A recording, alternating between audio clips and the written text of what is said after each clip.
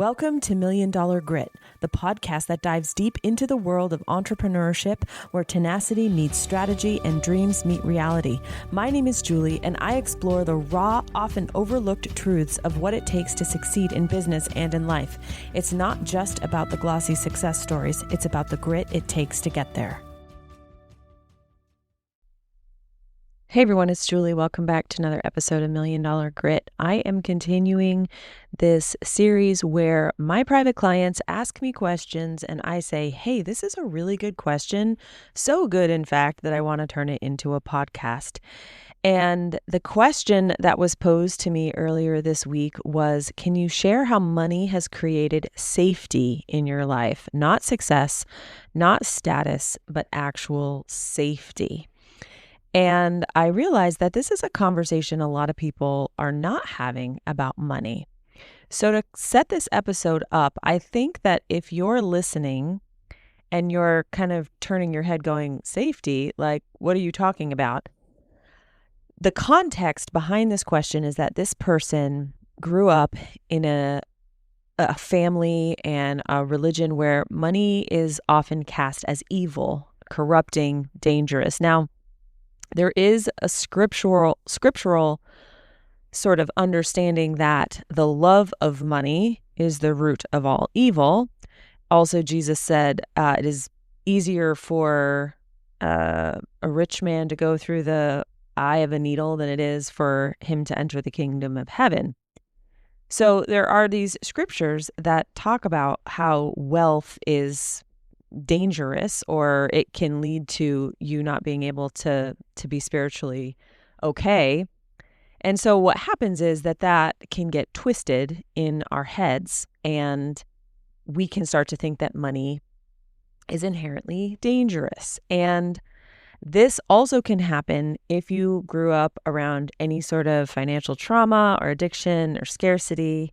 So, for example, let's say maybe you didn't grow up in a religious background, but you grew up with a parent who came into a lot of money and then squandered that money away, or, they had a gambling addiction or something like that. And so for you, money, even though on the surface, it looks like, okay, now my needs are going to be taken care of, what it is actually a vehicle for more destruction, right? And that is, I think, kind of what the biblical meaning, the intent, the spirit of the law, if you will, is that like money amplifies what you already are. So if you are struggling with addiction, more money actually just creates more addiction, which can in turn lead to more destruction. And so this gets sort of baked into our DNA, and then we start to see money as evil, corrupt, dangerous, and then we sabotage and we struggle with being successful, and we struggle with understanding how to healthfully manage money. And so that is the backdrop or the context with which I'm answering this question, because this particular client is recognizing this and saying, okay, I want to flip the script. Like I want to finally convince my nervous system, my subconscious, my default mode network that money is not inherently dangerous or evil or corrupt, that I can hold wealth and success. And so she's looking for evidence that money has created safety, which is a strong value for certain personality types, but I would say for all of us. So I definitely grew up in an environment where I don't think money was like completely cast as evil and corrupt, but I definitely had that spiritual upbringing. So, wealth was not like something that you really pursued, right? And so when I came into money through a lot of hard work, I really did not know how to hold it or manage it. And I found that I was still worrying about money even when more poured in. So like the 2015 Julie, if you had said, okay, in 2018, your bank account, you're going to get $50,000 a month, I would have been like, oh my gosh, this is amazing. But when that happened, the goalpost had moved, right? And part of that is just the nature of more money in business actually requires more expenses and more responsibility. But I wasn't able to enjoy it, right? So it took a long time for my my nervous system and my subconscious to really understand that money inherently is not evil, and yes, it can create real security. And so I want to give some before and after contrast, which may seem obvious, but I think this is something that you can rehearse over and over if this is your particular hang up around money. So, first, I am going to talk about emotional safety and physical safety. So, money has created an ability for me to feel more physically safe and emotionally safe. So, here are a couple ways. Number one, I was able to buy a home in a safe neighborhood where my children can play outside and they can go to school. And I felt this pretty strongly when I got divorced in 2014, and I actually had to move to a town that wasn't safe because that was the only place that I could afford, which is why I did not bring my children with me. I did not take full custody. And that sort of awakening of, wow, money provides that security and I don't have it right now. And then contrast to 3 years later when I was able to purchase a home in Cheshire, Connecticut, because I had money and it was a safe neighborhood. It was a yellow farmhouse with a front porch like you see, in the Disney ride. And the kids could play outside and they could go to good schools. A second thing, emotional safety.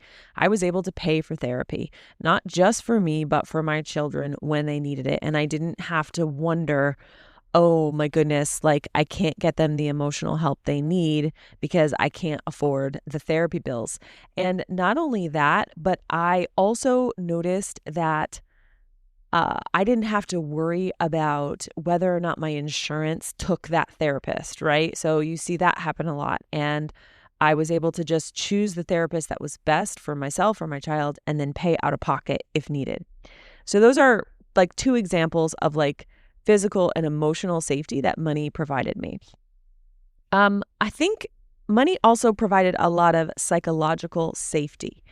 And how that showed up was that I was not on the edge all the time with unexpected expenses. So when you live in a world where things feel like unpredictable, like the dishwasher could break, the roof could leak, the price of eggs is going to go up, the car broke down on the side of the road, I didn't have to panic when those things happened anymore because I had surplus, right?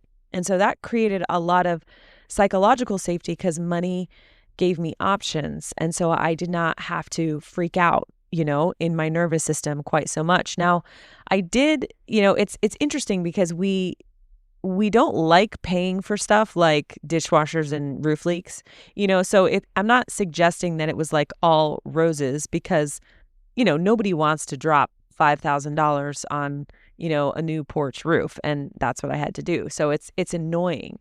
But there is a difference between I'm annoyed I have to spend this $5,000, but I'm going to do it versus, oh my gosh, I can't do it and my house is going to fall into disrepair. And so in that regard, money does provide a psychological safety that, is really important. So another way that I would say money provided safety was kind of generational. And these are things like being able to invest in whole life insurance and being able to make investments and these things, a college fund where I can draw from when my kids, if they want to go to college, and not feeling like I have to be resentful or I have strings attached.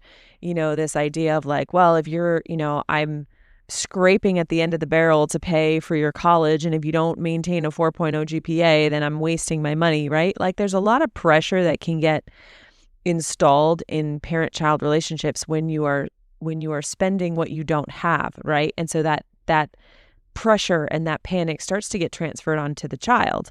And so the beautiful part about the sort of generational safety that money provides is that does not happen because I'm not operating out of a mindset of scarcity. And so, and I have things protected. If something were to happen to me, they would be okay. And so it's sort of breaking that cycle of like money as control versus money as care, And, I think practically speaking, like there's just some practical safety that comes with having money, right? So when an emergency happens, let's say, you're on vacation and you have to go to an urgent care clinic, or you have to, your flight gets canceled and you need to get home, and instead of having to wait for the airline to rebook you on a, less optimal flight, you can just pay in cash for a different flight home. I don't have to depend on other people to make major life decisions. It creates a lot of just independence. And also, if someone is in crisis that I love, I can help and not just hope, right? And so I think that while money doesn't necessarily make life easier in all ways, because I've spent plenty of time talking about how money introduces more problems, and it does.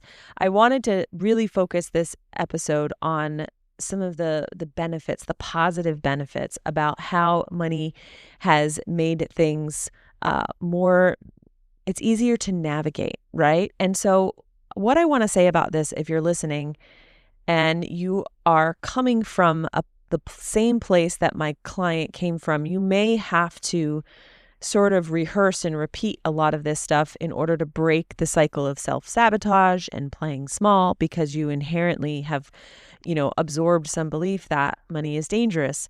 If you're listening to this though, and you're like, well, no crap, like I already knew all of this, and this is exactly why I want money, and thanks for rubbing it in, Julie. I want to speak to you as well, because I think that there is a really toxic, privileged take out there that suggests that the reason why people are poor is because they're just not working hard enough, and they're just not, in the right mindset. And if they had the right mindset and they just worked harder, they would make more. And I want to just call total crap on that theory, because if you grew up with money or you have money, you have an edge that other people don't have. And recognizing that privilege is really, really important, because I am very aware that I am able to function from a different place in my nervous system and in my head and in my heart than people who don't.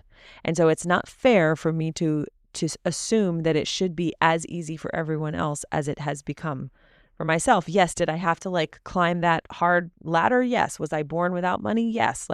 I did have to take that journey. So, I wasn't born with privilege, but I have it now, and I see the difference. And so I see you. And if things have been hard, it's not an excuse to say, okay, poor me, woe is me, victim me, but there is a level of validation that I want to provide that says, yes, you are operating on a harder level, right? If we were sitting down to a game of Mario Brothers, which was my favorite, you would be playing on level 8 and I would be playing on level 2, just because I have more resources available. And so it's really hard to break out of that. And so I'm just wanted to provide some validation that you're not more lazy or less talented or less intelligent. You're working with a smaller deck.